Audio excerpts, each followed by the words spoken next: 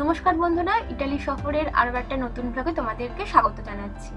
আমরা এখন আছি রোমের কলোজিয়ামে, যেখানে 2000 বছরের পুরনো পৃথিবীর সর্ববৃহৎ প্রাচীন অ্যাম্পি থিয়েটার আছে, যেটা সপ্তম আশ্চর্যের মধ্যে একটা। তোমাদের রোমের কলোজিয়ামের অনেক ভিডিওই তোমাদেরকে দেখিয়েছি, তো চলো আজকে সংক্ষিপ্তভাবে তোমাদের এই কলোজিয়ামের ইতিহাসটা একটু বলে দিই। কলোজিয়ামের ইতিহাস জুড়ে আছে মানব সভ্যতার নিষ্ঠুরতার এক কালো অধ্যায়। রোমে এক সম্রাট ছিল, তার নাম ছিল নেরো। সে ছিল খুব নিষ্ঠুর। রোমানদের মধ্যে একটা কথা আছে যে রোমে যখন আগুনে পুড়ছিল, নেরো তখন আনন্দে বাঁশি বাজাচ্ছিল। নেরো ছিল রোমান সাম্রাজ্যের পঞ্চম সম্রাট। পাশাপাশি তিনি কবি ছিলেন, অভিনেতা ছিলেন, গায়ক ছিলেন।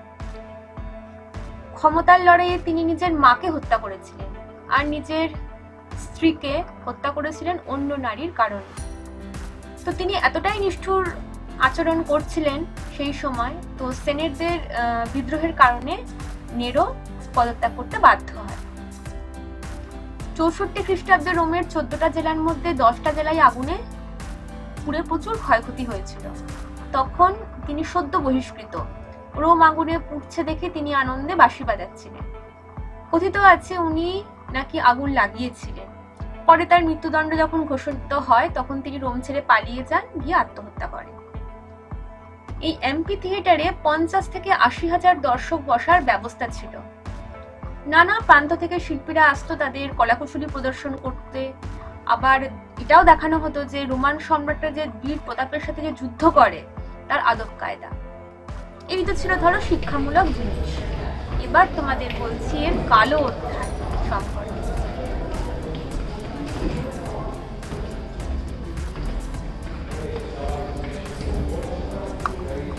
সারা বিশ্বে কলোজিয়াম যে মৃত্যু খেলার জন্য বিখ্যাত ছিল, এখন আমি সেখানেই যাচ্ছি, গিয়ে তোমাদেরকে এই নিষ্ঠুরতার বর্ণনা দিচ্ছি। আমরা এখন গ্ল্যাভিয়েটর এরিনাতে দাঁড়িয়ে আছি। আমরা ইতিহাসের পাতায় প্রত্যেকে পড়েছি রোমান সভ্যতাতে কৃতদাসদের সাথে পশুদের লড়াই হতো। সেখানে কৃতদাসরা অনেক মারা যেত। রোমান যে সম্রাটরা ছিল তারা খুব এনজয় করতো এই খেলাগুলোকে।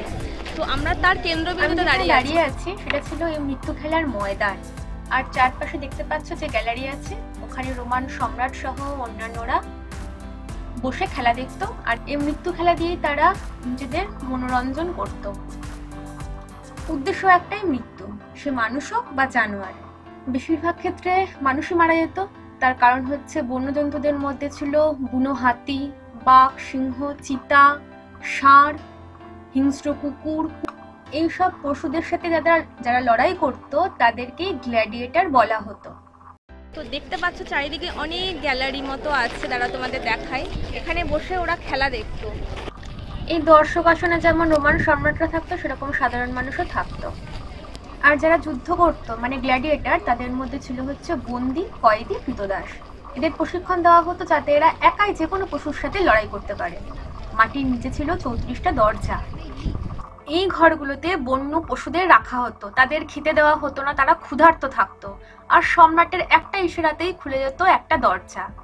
তখন তাদের এই লিফটের সাহায্যে উপরে তোলা হতো। এগুলো হচ্ছে 28টা এলিভেটর এখানে ছিল, 28টা এলিভেটর।